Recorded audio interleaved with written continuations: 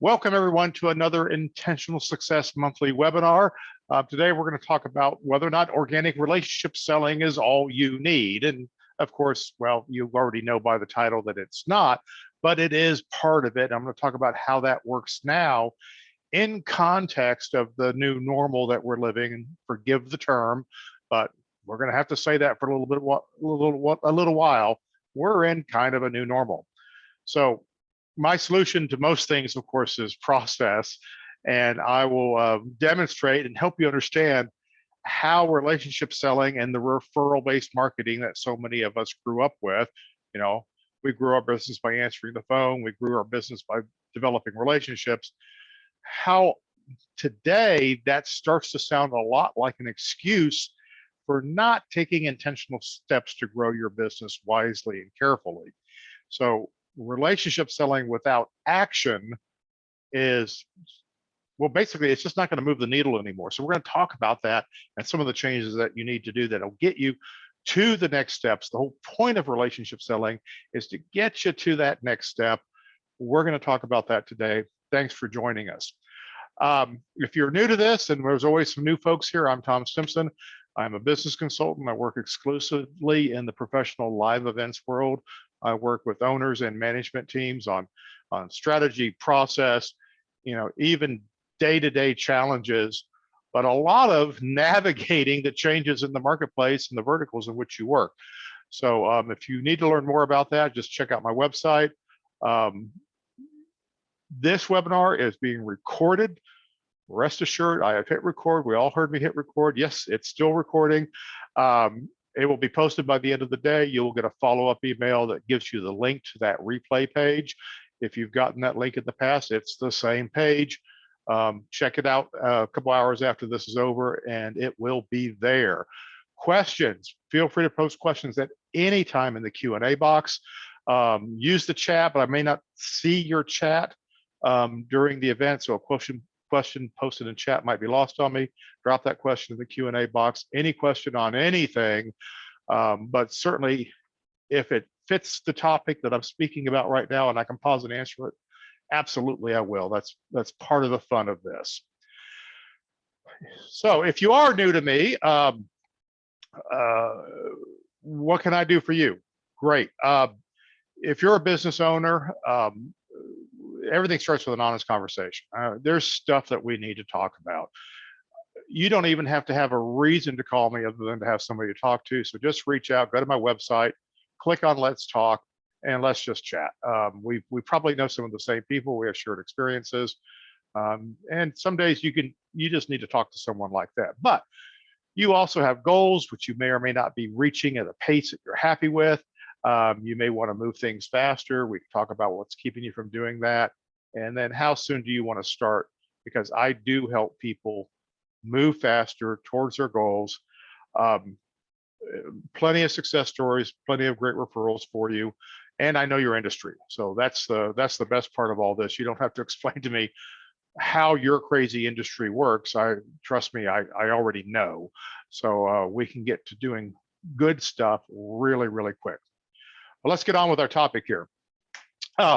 Organic relationship selling. Is that really all you need? Why am I doing this webinar? Why right now? Well, I planned my topics based on the question traffic that I'm getting through my clientele and through my prospects and just people that I network with throughout the industry. And one thing that we've noticed, and part of what's behind the current surge that we're all in, is that old clients, pre-pandemic clients, are resurfacing. Sometimes it's the same organization who just kind of paused, for the pandemic. But other times it's like, well, we've brought back the event planning team because we're doing live events again. And all of a sudden these people who have not been planning events for 2 years are back in your fold. So you have loyalty to these past clients. They're what got you here and you want to help them out. But what you're finding is that they don't understand why you're pricing this way, why you've changed the way you do events, why they can't use their 2018 budget as a starting point. So we need to have a conversation about that. We're also learning that the new clientele that we're dealing with, people who weren't buyers before the pandemic that are buyers now, just seem to be a lot less price sensitive. Part of the reason is they're higher up the organizational food chain. They're generally one or two levels above the buyers that you dealt with before the pandemic, and we've got to learn how to work with that a little bit better. And then, which is another way of saying that event production, what most of you do for a living, you are much closer to the true economic buyer than you've probably ever been in your careers. Yes, the people you're dealing with have always told you that they have the final decision-making process, but the fact of the matter is, we all know they don't. They take your proposal, they go back to somebody else, and that person may go back to yet another person to get it approved. So, but now we are dealing with people who can make that decision right here, right now, in the moment. So that requires a different approach to selling. So we've got to make a few adjustments, and hopefully I'll capture a lot of that today. My basis of all this, and what actually triggered this particular webinar topic, was working with a client on their proposal. And I applaud all of you for surviving the pandemic. I met a lot of folks at InfoComm last week, and we're all survivors, right? We did it. Here we are. We're coming out on the other end. Things aren't exactly back to normal, but we're doing business. We're making money, and we have a future. However, most of the challenges that we've experienced in trying to navigate this new world and these new products and services have been amplified by our old proposals, which are based on the 2019 version of, hey, we're a commodity, everybody, we have equipment, here's a discount, I'll lower my labor price to make your budget work. Very, very flawed ways of presenting our value to our buyers. And thankfully, a lot of those price shopping buyers and those commodity focused buyers were paused during the pandemic, but now they're kind of coming back again. But more curiously, we haven't all changed how we do proposals, and so we need to work on that a little bit more as well. What I'm going to get to today, and this is the moment where I tell you what the end is going to be, and now you can hang along for the ride, is most of your selling process needs to add at least one major step between identifying that the client actually has a project that they need you to start working on or processing or quoting on, and actually delivering them a proposal. And too often, and I was guilty of it back when I sold shows, was I'd take the phone call, I'd ask a few questions, I'd squirt out a proposal, a budget, I'd send a nice cover letter, and I'd send it off to them, and it'd all be done within an hour. Now what we're seeing is that works great for institutional buyers who are familiar with what you do. That's actually what they wanted, because they needed to get 5 or 6 proposals, and the faster you could crank them out, the better chance they would call you again and ask you to crank out another proposal. Today, we're dealing closer with economic buyers who want to find a good supplier and then want to understand how to do business with them. And the proposal is the last thing they need to see in this process. There's several other things they need to see in advance.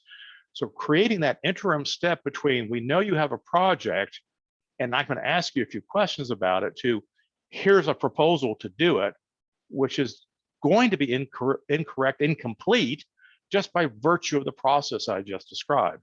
So how can we improve all of that? So adding one step will yield better results. Adding multiple steps will yield exponentially better results. And I'll deal with all the objections that just went through your head right now when I said all that.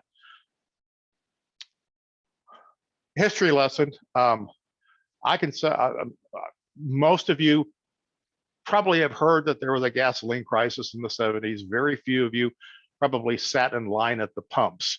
We had an ongoing oil crisis throughout the 70s. We had the early 70s gas pump crisis. By the time I was driving and working in the late 70s, we were standing in line. We were waiting in line to buy gas. It was part of our daily ritual. It was ridiculous. I want you to have that context, because while we're all complaining about gasoline prices right now, gasoline prices also rose, of course, during this crisis. Even though there were price freezes, they were still much higher. But you sit in line for 2, 3, or 4 hours to buy gasoline and you had a 10-gallon limit, you're done complaining about the price by the time you get to the pump. Gas is a commodity. Step one, find an open gas station or find a shorter line. Well, that was the other game we played. And then you wait in line for gas, and other people are waiting in line in gas. You actually get out of your cars and talk to each other. Buyers needed the suppliers more than the suppliers needed them. The gas station was going to sell out of its gasoline. The question was, were you going to get any before that happened? And it never happened to me, but everybody of that era knows someone who waited in line for hours only to have the last drop of gas go into the car that was directly in front of them. Supply and demand. We are not dealing with exactly the same level of things. So one, we are not a commodity. And two, while there is more demand than there is supply, there's a tremendous amount of supply. We can meet a lot of demand, and we can make the supply better work for the demand in light of the fact that there's limited supply. So we have a lot of tools at our disposal in doing all this. But having this understanding that there is a stark difference between a gas crisis and a limited amount of a commodity and what we are dealing with here right now. What we're dealing with, this was a major inconvenience. This actually kept people from going to work, which was a crisis because we didn't have the interweb. There was no Zoom. We didn't have cell phones. If you couldn't go to work, you didn't get anywhere. We had to. So today we're dealing with a much different problem, but it requires a different way of selling. So let me start out just by talking a little bit about the difference between selling and, of course, conversely buying during a surge in demand. And I'm helping my clients process as many issues with their customers trying to buy from them as they are with trying to buy from their own suppliers. Because if you're constrained, your suppliers are even more constrained. And that's been probably the biggest challenge for most of you, is not serving your customers. It's actually managing your supply chain, which has been very limited. And they need to be looking at this slide to better understand how to work with you, but you need to look at the slide to work with them and work with your customers. So buyers, when you're a customer, you should be asking your supplier about capacity. Your opening conversation, we say, tell me a little bit about your capacity. I have some projects coming up. We're looking for suppliers. We have this sort of frequency. Ask them about their capacity. Okay? It's just a bit of information, but you should also be asking back, or the seller should be asking about the buyer's urgency and timeline. Because if they don't ask you about your capacity, you need to ask them about their needs and their timeline and how much they want and when they want it.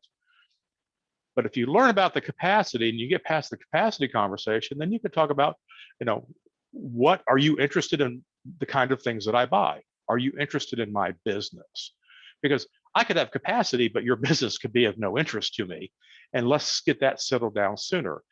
And you're thinking, whoa, you would turn away business? Absolutely, you would turn away business. There's lots of people out there who aren't buying what you're selling. The sooner you find out, you just saved both of you a lot of time. You're a hero. If you can share with them what it is that you do, then maybe they'll know when to come back to you again, and you'll know when to reach out to them. So figure out what interests them in terms of your business, what their capabilities actually are. If you get past that hurdle, then talk a little bit about budgets. What kind of budgets are we working with? What types of events are your clients doing? Here's the type of budgets I'm working with. And if we get past that hurdle, then we should be asking about, as a buyer, what's the approach to getting the work done? How do we work together? So as a seller, you're following a very similar process. You want to understand their urgency and needs. You want to share some of your capabilities to see how many points you can connect on. You want to validate their budget, because if they have, they're talking about $500,000 events and $50,000 budgets, then we're probably done chatting. And if you overcome that hurdle, then you say, hey, here's what we would do next.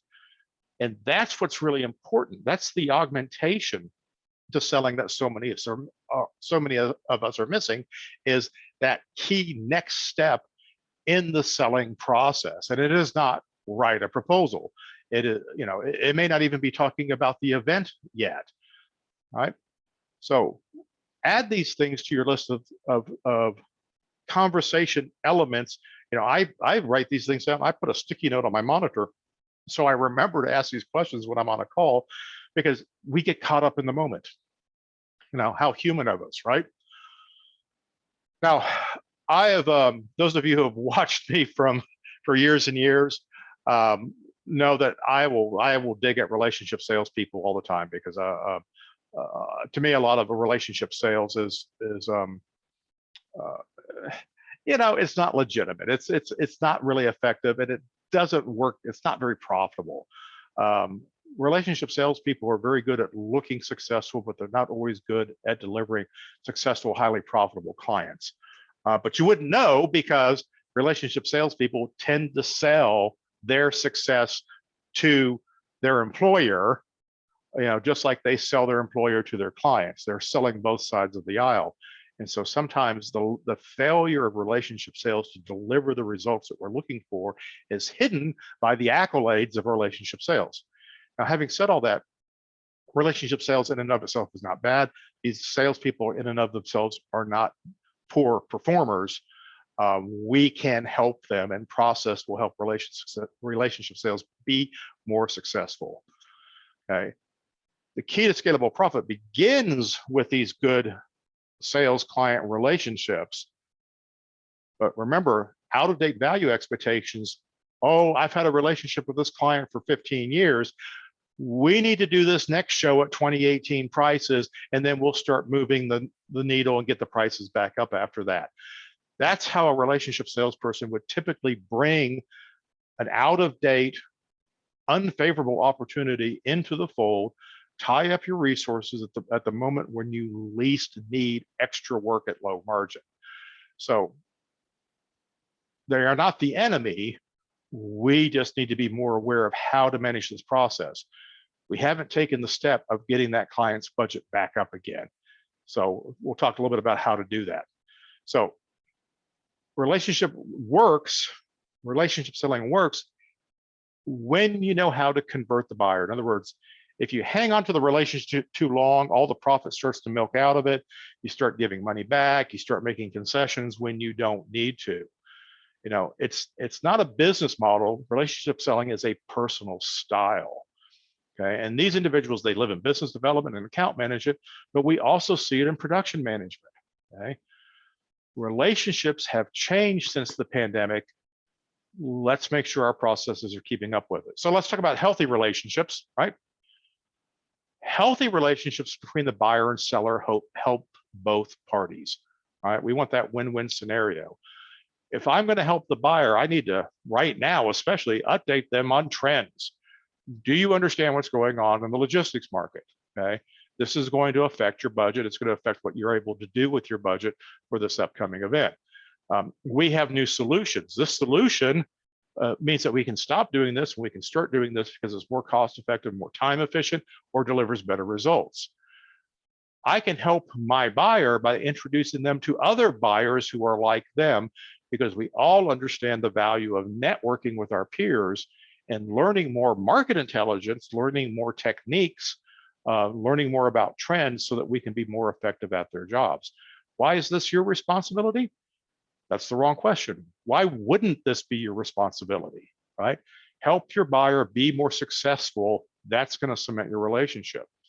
And then once we've done all of those things, there's going to be a moment when your buyer has a budget that needs to be optimized. The point of your relationship is to develop the trust and credibility that allows you to take their budget and show them, with their trust and their attention, how to use that more wisely. And that's all we can ever want. I'm going to spend your budget. I want you to spend your budget with me, okay? And I want you to trust that we're going to spend that budget as wisely as possible. Now, if you're a buyer, you've got to help your seller. You need to help your supply chain, right? They've got company resources. What do you have that will work for my needs during this time period? Okay. Your suppliers have to make money. Okay. Your job is not to beat them down. Your job is to make them willing to help you. Remember, we have demand exceeding supply. Okay. If we're demand, we need our supply chain more than they need us. So help them make money so that they will do it for you. Okay. You've got to integrate teams. Okay. If they have team members that can be involved in the project, which means we can put more of my budget into their world, they are more likely to work with me. Same thing with a buyer. If you're, if your client comes to you and says, "Hey, we'd love you to do our show again, but you know what? I'm going to source all of my own event labor. I got a guy who's going to help me out." That's not helping you, is it? Okay. Don't you do the same thing to your suppliers? So let's make sure that we're taking care of everybody in this process. So you can be loyal to old relationships and still be honest about what's going on in the marketplace. Okay, my loyalty should not mean that I have to settle a loss or prioritize one client to the detriment of others because we have a relationship. We all have to adapt, or it wasn't a healthy relationship. Transparency is a wonderful thing. I'm a big proponent of transparency. Many of my clients, by the time I'm engaged with a company, the owner already knows how we're going to deal with transparency, but they may have some team players who are a little surprised at how transparent I actually am about everything. If you have a good client, they don't hide things from you. And if you have a bad client, a relationship salesperson will often hide the bad client. In other words, they'll put them behind the system, help them avoid scrutiny. I'll give you the perfect example of this. I'm dealing with a client right now, and this happens all the time. We've all got that one salesperson who is great at closing deals at really low margins for people who aren't buying what you want to sell. But they bring those deals to the table and they churn a lot of revenue, but they're hiding how poor of a client that is behind this shroud of urgency. Hey, look at this, look at all this business I'm pushing through. Don't I have great clients? When we're not actually getting to look at those clients, we're not getting a chance to consider that business and decide whether this is better than serving what is potentially a more profitable, more loyal, more congenial client. So transparency is important. So you need oversight. Hidden relationships undermine process. Hiding, the whole point of process is to expose things so that we can make better decisions. Price shoppers right now, if you're dealing with price shoppers in your life, or you are acting like a price shopper with your supply chain, don't do that, okay? What we should be working on is teamwork, and we need to partner, as you've always said. We want clients that will partner with us. Is that really what you wanted? Or did you just need to have an honest conversation? So have these honest conversations. Price shoppers, and I'm sure I'll get a question about this, price shoppers tend to want to buy from individuals. Why? Because they can negotiate and manage and coerce an individual. They can pressure an individual.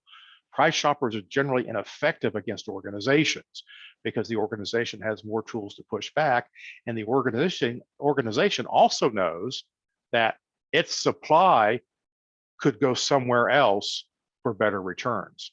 But on a one-to-one basis, price shoppers and an individual, the individual is going to take the business, the price shopper is going to win, the company is going to lose. So we want to see less of that.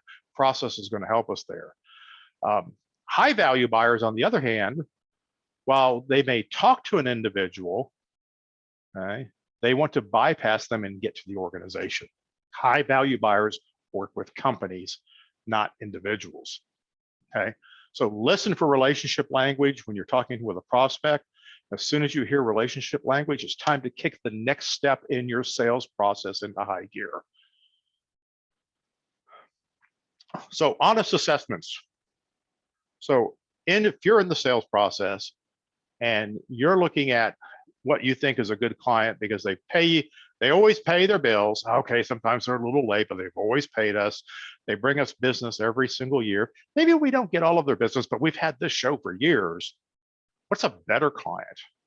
Well, a better client commits sooner, a better client shares more information, a better client brings you in on more deals, they engage more openly with your team, they deliver budgets to you and help you and them work together within budgets. There's a lot of things that better clients do that's beyond just giving us repeat business at probably a very consistent low price.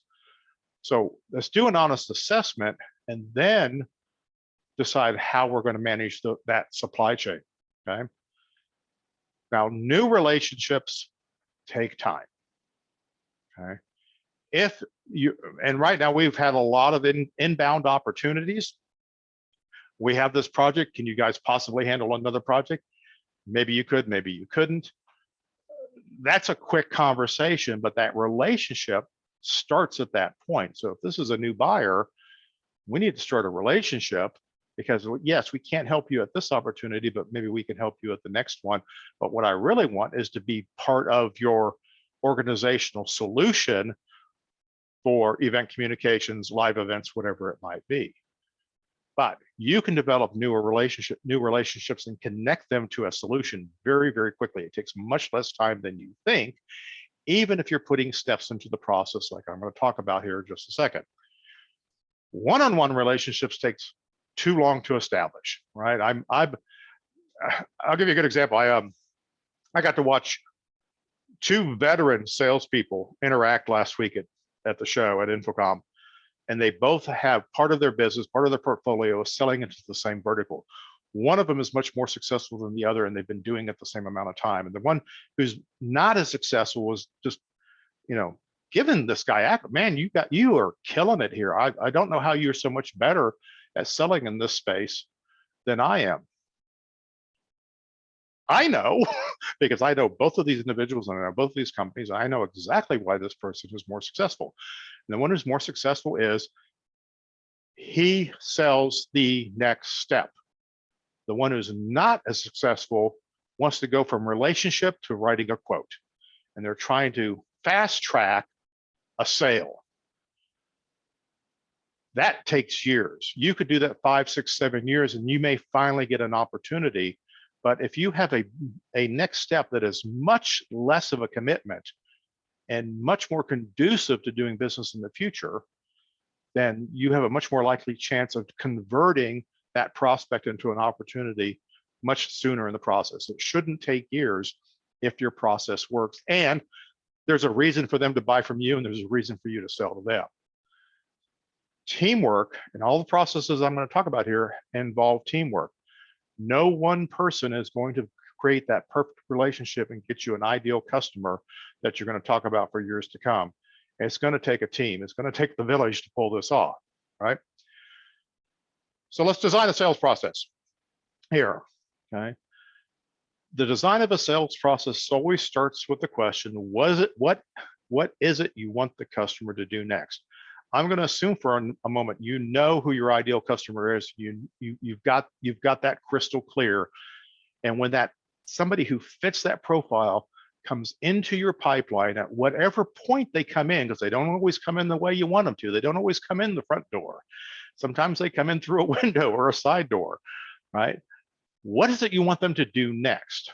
And if your first response is that we want them to give us their next show, then you missed the point of everything I've just said. There's a much smaller step. To figure out what that is, think about your best customer. Think about those people that you wish all of your customers were like. How did that best customer become your best customer? How did that relationship start? How does it continue to manifest? What's the process that they use? And if your best customer happens to be somebody who just sends you every RFP, gets a quote from you, goes out and sells it and wins it, that's not who I'm talking about, because that's your best customer in 2019, right? There aren't a lot of RFPs in 2022. What we have are buyers who are desperately trying to find suppliers who could meet their needs, and they don't use the same conventions that we used pre-pandemic, right? So they develop a relationship. They ask for a meeting. They look at a demo. They have you give them feedback on their design. They have you develop a concept for them. They sit down to lunch. They come by the office, or you go by their office. There's a lot of things that can happen that will help move this relationship along so that you can eventually have a productive conversation about an opportunity that may or may not happen one day. The question is, the things that made your best customer, can you drive those intentionally? And yes, I believe you can. Matter of fact, I wrote an entire book about it. about how you can create the opportunity for the customer to buy the way they want to buy through a series of processes and steps that get you closer and closer to the conversation you ultimately want to have. And it doesn't have to be long and drawn out. It can happen in one conversation. It can happen over a series of conversations. But the fact is, it is step after step. Do you guys remember the bow tie effect? Some of you do. Okay, great. Let me revisit what the bow tie effect is, because it's very important in what I'm talking about here. The bow tie effect, and I grew up in this world, you have a salesperson, you have a client. The salesperson's job was to keep the client away from all of the employees, and the client's job was to keep the salesperson away from all of their team, right? And we create this one-to-one bottleneck of information. And most of our challenges on shows were the client said, well, I told the salesman that. And the salesman said, well, I told the client we couldn't do that. And then the client is talking to you on job site, and all of that's forgotten. That's the manifestation of the bow tie effect. Okay. The salesperson, the buyer, micromanage the business relationship. They become gatekeepers to valuable, important information that would otherwise improve your relationship and improve the deliverables and make the job better. Okay. We don't want the bow tie effect. The bow tie effect is the thing we want to get rid of. However, we can't deny the fact that that's actually where most relationships start. So once we've established the bow tie, our challenge is now to turn that into the diamond.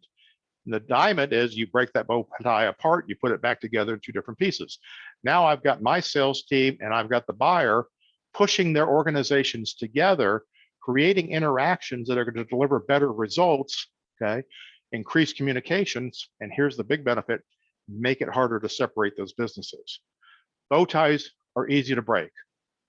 One slip of the word, one false conversation, all of a sudden the relationship is over and the two companies are no longer doing business together. The buyer and the seller can have a fallout, but to break the two organizations apart who want to hold things together because this works, will figure out a way to make it all work. So diamonds are very important to this process. One of the steps that you need to consider in your sales process is how do you move from a bow tie to a diamond? Well, the bow tie relationship, it starts with if I'm the salesperson, I'm connected with a prospect or a lead. We have to first mutually qualify each other. There's a qualification process. Not everybody should be your client.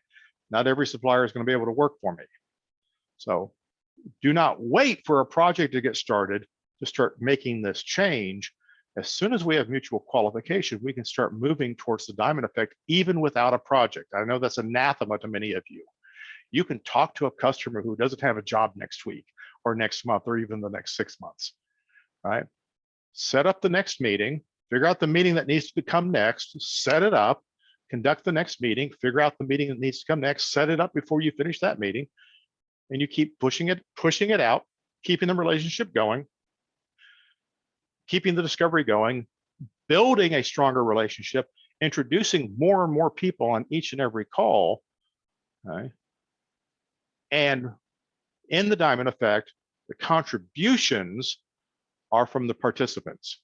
And a good buyer and a good seller are going to celebrate and highlight the contributions of those individual members rather than themselves, because as soon as they emphasize themselves, we move back into a bow tie situation, and then the wheels start to fall off the wagon and we start to lose that opportunity. So we know this works. What we have to figure out is how to recreate it in your organization. And if you look at your best clients, something very similar to this happened. You may have a salesperson who is very clearly the relationship owner, but that customer has relationships and their team has relationships with people all over your organization. And that's what we want. Another thing to consider in this is that not all sellers are salespeople. I talked about how clients can come in sometimes through the back door, sometimes through the window, sometimes on the loading dock, right? Okay, your production managers are salespeople, your lead technicians become salespeople. Anybody who answers the phone could suddenly become a salesperson. And I work with some small organizations that have 10 or 12 employees, and 10 and 12 employees usually means 8 or 10 salespeople. Now, is that ideal? Do I want to fix that? Yeah, but the fact of the matter is, it happens and it will continue to happen. but they only need one process. And the danger of having 8 salespeople in an organization of 12 people is that there's a chance that I'm going to have 8 different selling processes. Okay? And that becomes problematic because your delivery team has to spend time and money and resources to adapt to each and every one of those 8 ways of getting a project done. If we have one process for onboarding a new client, introducing to the organization, discovering more about their project, delivering some test ideas to them, developing a pro forma budget, and then finally delivering a proposal, okay, then we're going to have a more successful relationship with them. And many of those salespeople you have will no longer be effective and will fall out of that. They will find themselves shifting those inbound opportunities to somebody who's better qualified to process them effectively. And if they don't do it, then trust me, you're going to want to do that and say, hey, Joe, why don't you go ahead and send that call over to Rob and let him handle that. And then I'll make sure that you're there for the meeting because you definitely have something to contribute to this client. So designing a sales process is about designing the next step, and it's got to work from any entry point, right?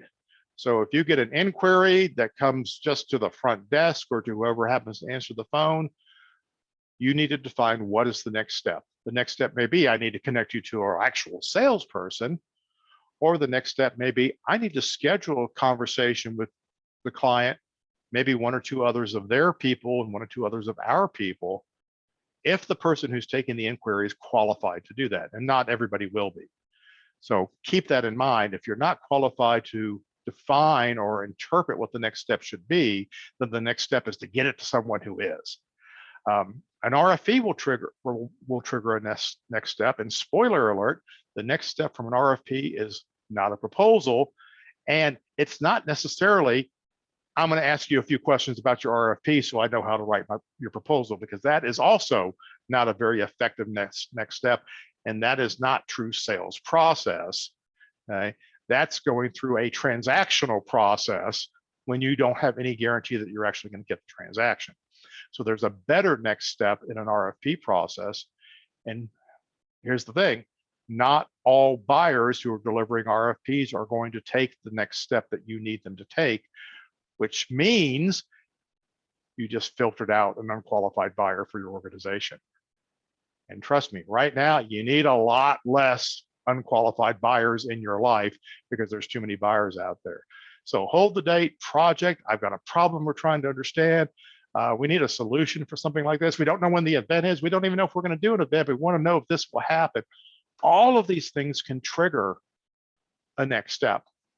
What are your next steps? Well, an inquiry, or maybe the salesperson had an introductory call, learned a little bit about the company, made a few qualifications. What do I do with that? Well, it could be that all I need to do is put them back into my marketing system and let the marketing drip take care of them until there's a bigger need or a greater need for them. But it could be that I need to steer them into some sort of next step presentation or meeting.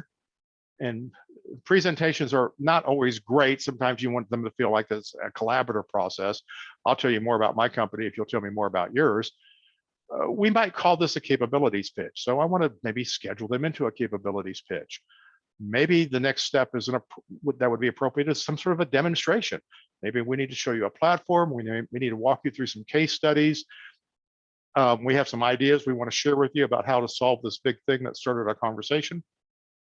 That's a demo. Okay.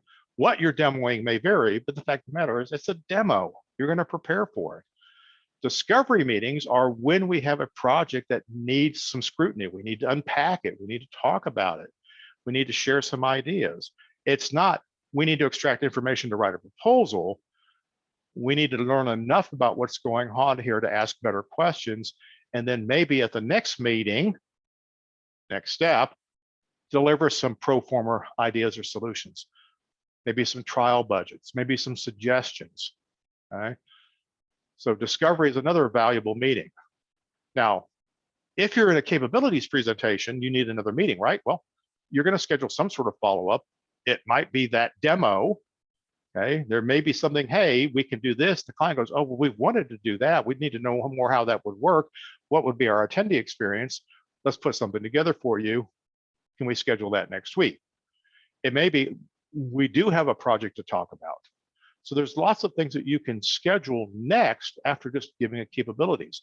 The point of the capabilities is to prove that you should be working together, not to get an RFP to write a proposal. Now, if you get into a demo and you do some kinds of solutions, maybe the next thing is the discovery call. So as we move deeper into the process, we find that there are fewer and fewer solutions. Eventually, it might be that this prospect is waiting in your marketing drip, business development touches, sales touches, all that usual stuff, until something comes back around where they need to start engaging on a specific job to generate some revenue. Now, this doesn't have to be a long drawn out process. And if you do this all the time, these are all very simple things to put together, right? You do a project discovery, maybe you need to have a budget discussion, but project discovery could also lead to a demo. Now we've got to go back and say, hey, let's show you some technologies. Let's start to dial in what solutions are going to work for you before I get to the budget discussion. Okay. And then once you've done an outline for a project, you might have to revisit any of the stuff. You might have to put together trial budgets. Sometimes the conversation will vaporize and that we don't have anything to move forward on, in which case we're back into business development and marketing drip. The fact is, we are closer together with that client. They know more of your people, more of their people know more of your people. And going back to my example between the two salesperson who have both been selling in the same space for the same number of years, and one is successful and one is not, the successful one does this. Everything follows through to a next step. It's not about, oh, you're finally going to replace your vendor. Can we be on the bid list? Because you might do all of these things for the 2 years before there's ever a bid list developed. And if you did that, wouldn't you have a preferential spot on the bid list? Or wouldn't you be able to maybe bypass the bid list completely and simply negotiate the right solution for them at the right budget? All right, first contact. And let's, early on in the conversation in developing a relationship, it's very important and very helpful to talk about how this works. Let me tell you how our best clients work with us. Okay? Your prospect needs to hear this. They need to hear that you have products and services. Great. I'd like to know what some of them are, get a quick idea of what the scope of where you fit in, what your footprint is. Okay? The client has needs and wants, right? We want to try and see how many of these things we can line up.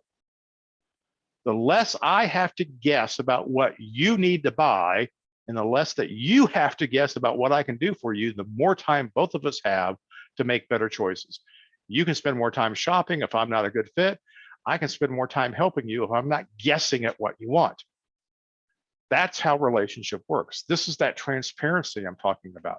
And you don't have to be as brutally frank as I tend to be on webinars, but you can say, hey, here's how my best clients work with us. You know, we talk about these things. I show them what I do. We process their ideas. Okay, when it's time to work on a project, we'll work on a project. Okay? You can talk to me without an RFP. It's a wonderful, wonderful thing, right? You can talk to me and not plan on hiring me for 2 years. I still want to have all of these conversations with you. So I've talked about a few of these things, and I do, as you have questions, I encourage you to post a few up there. But I write this, when I write webinars, I hear objections because I talk about this stuff with my clients all the time. I work with teams. I know the feedback, I know the questions, I know the objections that we're going to get when we start talking about changing the way we've done things for a long time. Most of the objections that you're going to have to a new selling process are going to be internal. Yes, you do have one old client who hates change, and if you look at them objectively, you will probably find they're your least profitable and probably least liked client. Maybe it's all somebody you like to have beer with, but ask your team, it's probably not somebody that they love doing the show with, because it's, I would suspect, a very price-driven relationship.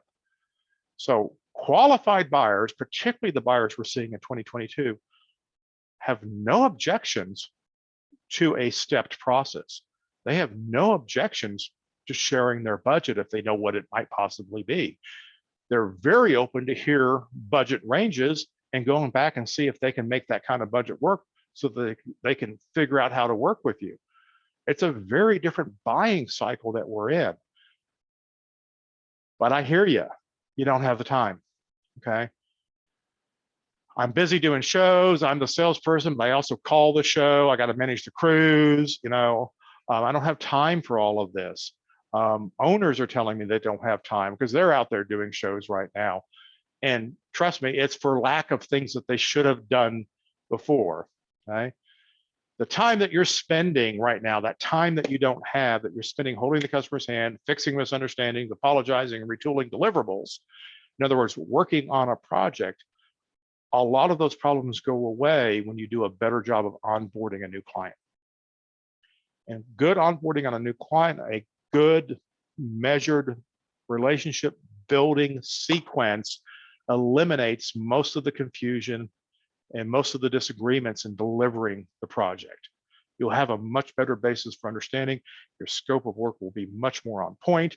The client will have a better understanding of what the limitations of the scope of work is and where their budget runs out and where their wishes start, right?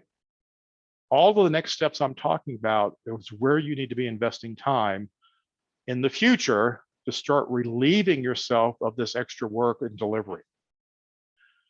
You do have the time for this. Time is a choice. It's a prioritization. What most of us lack is patience. And in 2019, all we needed to do was open up our email and there was another RFP. We looked at the calendar and says, yep, I can write a quote on that. And selling was really kind of easy. But the margins on that were not very good. I know, I've seen your P&L. The margins you're getting now are really good. I know, I've seen your P&L. All right, it's worth reinvesting your time better to get more of the right kinds of business. The other objection I'm going to hear is my team is too busy to join these meetings. You want to have a demo or discovery call. All the people who would be doing that are out doing a show, or they're busy prepping something else, or they're tied up on client calls. Well, this is a client call, right? If everyone is on shows, including salespersons, which I'm seeing a lot of right now, and I'm going to give you a pass because we're dealing with a surge, but it can't be how we solve problems going forward. Get past the surge, fix your organizational priorities, because you need some people who are back in the office helping sell the next job, the next 6 months, instead of working on this 6 months, right? If everybody's working on the job 6 months, the next 6 months is going to fade away. And then the 6 months after that's going to get worse. And the 6 months after that's going to get worse. We have to keep our sales pipeline moving. This is the way to do it. I do hear a lot of objections about clients don't have or won't share budgets. Well, don't have is one problem. Don't share is another one. No, here's how you get around that. Again, there's a process, there's a meeting for this to do that. Well, we don't really know what our budget is, or we don't want to share our budget. Okay, great. I'm going to walk you through some case studies and some ranges. I want to see what you're interested in. What's the fit and finish that you're looking for? At the end of the day, you're going to have to lean in and say, everything you're describing is a $200,000 to $300,000 project. Are you willing to commit that kind of budget? Because if you're not, I'm not writing a proposal. I'm not moving this forward. Right? We need an honest conversation. Quit wasting each other's time. Be suspicious of anyone that won't help you help them. End of story. There's more buyers out there right now than you have time to serve. Don't waste your time. And I sound like I'm being harsh here. I'm trying to protect your organization. I'm trying to protect your time. Don't waste your time with buyers who won't help you help them. Budget is the most important thing on any project. Nobody shoots a national television commercial without telling the ad agency what their budget is.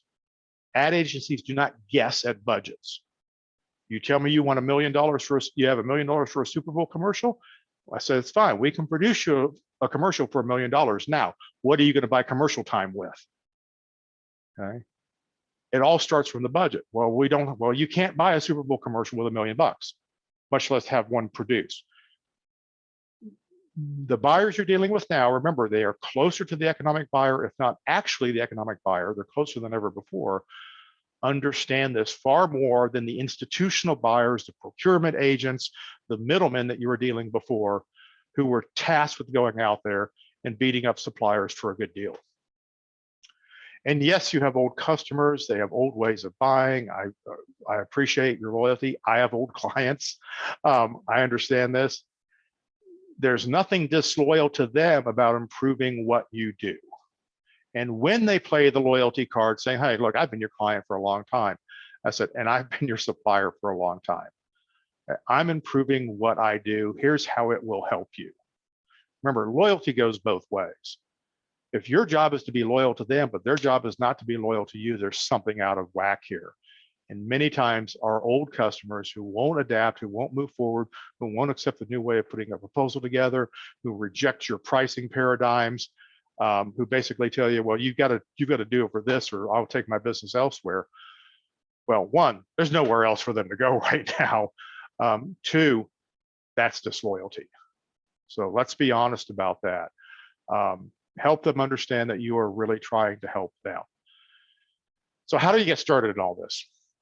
You know, I realize that you can watch my webinars and not always know what to do next. And so I try and include some next steps for you.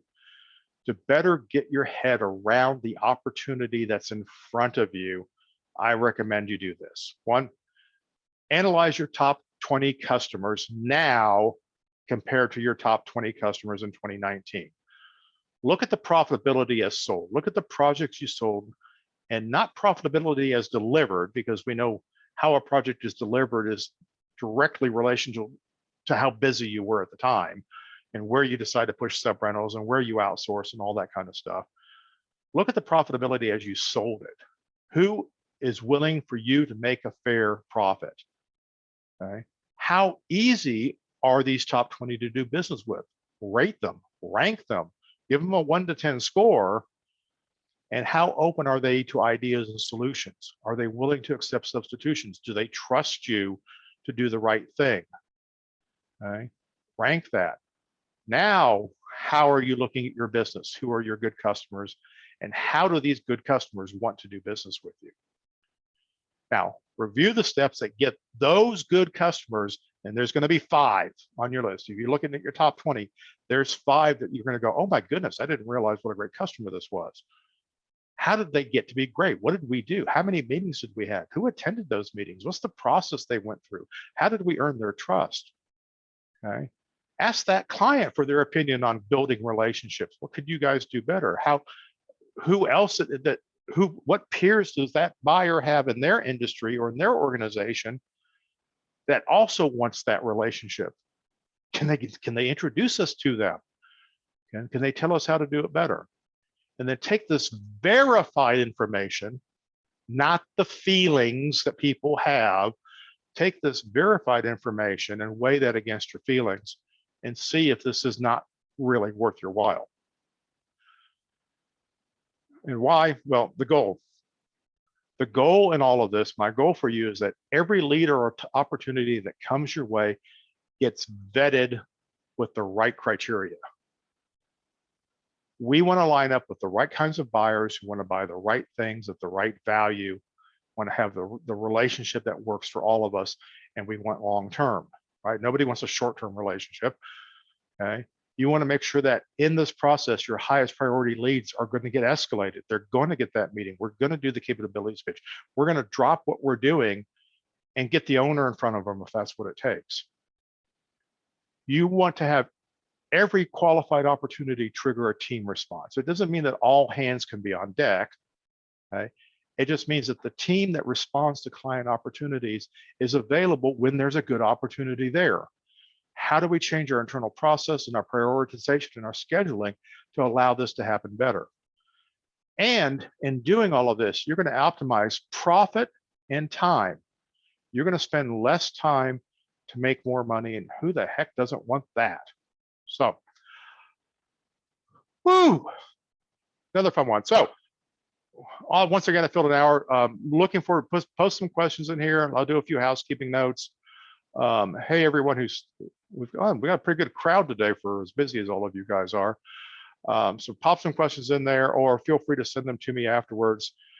Owners, you need to have a conversation. If I'm saying things that sound familiar that you've been battling and you think they need to be fixed, let's talk about it. There's no obligation to that. If half the time, probably 3/4 of the time, I'm going to give you something that you can go do that's going to go make a huge impact. And I may not talk to you again for another year, and that's fine. Take that next step, because part of building the relationship are the iterative steps of having conversations. That's how it works. So I do practice what I preach. If we're a good fit, if there's something that we might do together, now's the time to make that appointment and start talking about it, because 2023 is going to be here before you know it. Next webinar. I just, based on my conversations at InfoComm last week, and I'll answer the question about InfoComm, it's, we're going to talk about core competencies, right? We know what our core competencies were supposed to be before the pandemic, and trust me, I worked them hard. Right now, I'm using every tool in my toolbox to help organizations, and we have a new set of core competencies. And so I'm having to use a lot of tools to work on things that we haven't really had to do before. So I've got a great list of things there. I've got a great list of lessons and skills that we need to focus on. And here's the cool thing. It also means that we get to let go of some stuff too. So that'll be kind of cool to say, hey, we don't have to do this thing anymore. That's great. I never liked it anyway. Let's work on the things that are going to make an impact and a difference for you. So tell you what, I'm going to stop the sharing here and answer a few questions. First of all, I do want to talk about InfoComm. InfoComm was fantastic. No doubt about it. It was bigger than I was expecting it to be. It was in 2 halls. They were full. If you haven't heard, there's a supply chain problem. So there wasn't a ton of product on the floor except for LED, which is not having as much trouble delivering as other things. But I tell you what, if you wanted to look at the back of an amplifier, you weren't going to find one. Power supplies are hard to come by. Anything that runs on those kinds of power supplies just wasn't there. So a lot of apologizing on the floor for late delivery, but just the fact you get to see people in person, saw some good live event people. We had a nice live events forum with great information in it, lovely reception. It was fantastic. Some of you know I did a private offering for owners, an invitation only event that went off great. Very excited about that. I think it was a great time, and I think it was the right time to have that event. Not without its risks. We're all home testing for COVID, because there was a lot of people there and a lot of folks have gotten sick. But I don't think the risks completely outweighed the benefits. So, all right. So more questions. So the question says, we still have price shoppers that we have to deal with. Clients start with their 2018 or 2019 spend and start beating us up from there. All right. So I talked about, there's not a clear question here, but let me speak more. Let me unpack this just a little bit more. There are 3 kinds of active price shoppers, and the quicker you identify which one you're dealing with, the sooner you're going to know how to work with them. There are price shoppers who simply have no respect for the supply chain. They only value price. They often look like procurement people, but even procurement people respect the supply chain. There are price shoppers who are price shoppers because they're afraid of being taken advantage of.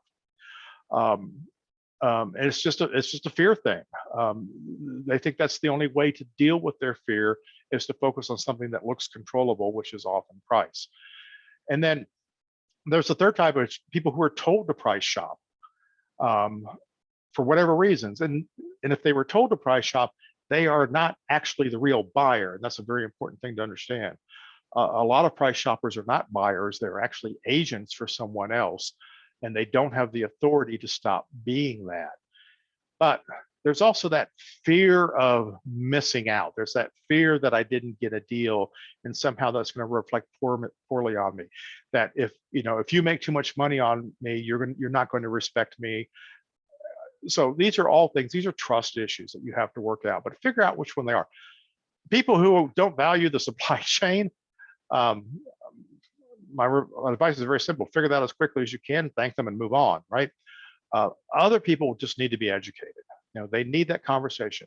You need to understand how this works. Right? You have needs, you have budget, I have solutions. We can support you if we can put those things together. Okay, budget is just one of the parameters that defines what we can do.